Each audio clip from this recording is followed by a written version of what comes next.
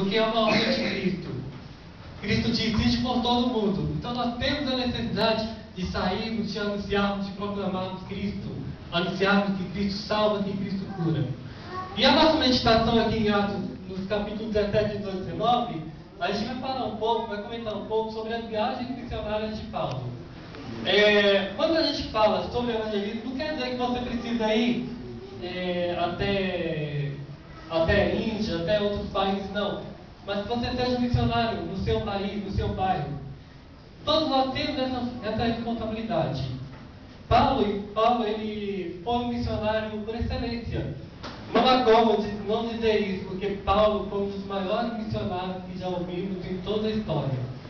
Ele pregava a tempo, a fora de tempo, ele anunciava, ele declarava mesmo que Cristo era o Salvador.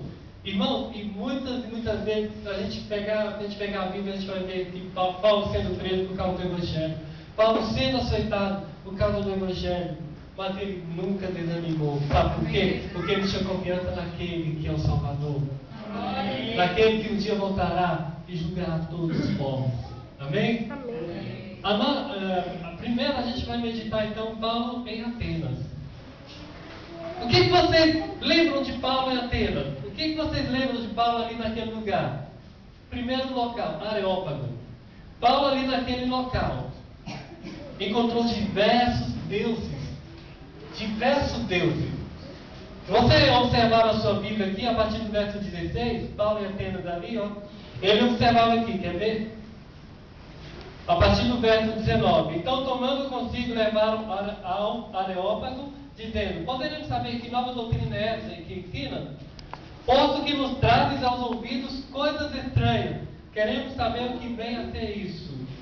Aí o verso, diz aqui, o verso 23, Paulo comenta assim: porque passando e observando os objetos de vosso culto, encontrei também um altar no qual está escrito ao Deus desconhecido.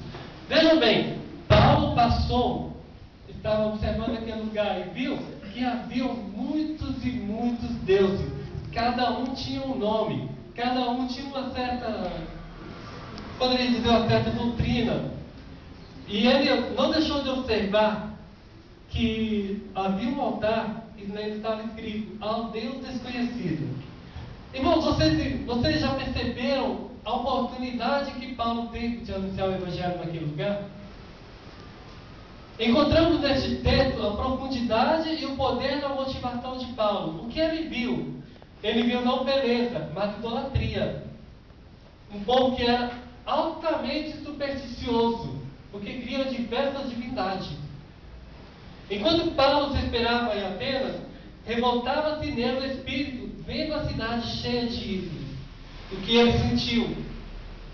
Ele não podia sentir outra coisa senão ciúme pelo nome de Cristo. Sabe por que isso? Porque Cristo não era o único adorado ali naquele lugar. Cristo nem era adorado ali naquele lugar. E Paulo se comoveu dentro de si a respeito disso. E aí, continuando, o que ele fez? Pregou Jesus Cristo. Ele aproveitou a oportunidade para evangelizar os atenienses. Argumentaram, portanto, na sinagoga com os judeus e os gregos, devotos e na praça, todos os dias com os que se encontravam ali.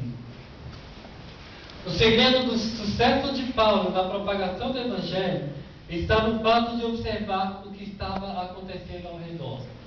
Isso é o que a gente observa neste capítulo, no capítulo 17, a partir do verso 16. Paulo rodeou, andou aquele lugar, aquele local, viu vários ídolos, viu muitos e muitos, e não deixou escapar a oportunidade.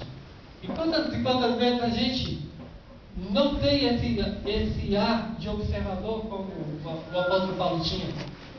A gente muitas vezes não tem essa forma, essa capacidade que o apóstolo Paulo tinha de observar as coisas ao nosso redor para iniciarmos uma evangelização. Eu diria que essa evangelização do apóstolo Paulo é uma evangelização eficaz. E a gente tem que aprender com ele essa forma de evangelização. Observar as coisas ao nosso redor, para então iniciarmos um assunto. em que a pessoa se interesse. Vejam bem como ele começou. Eu observei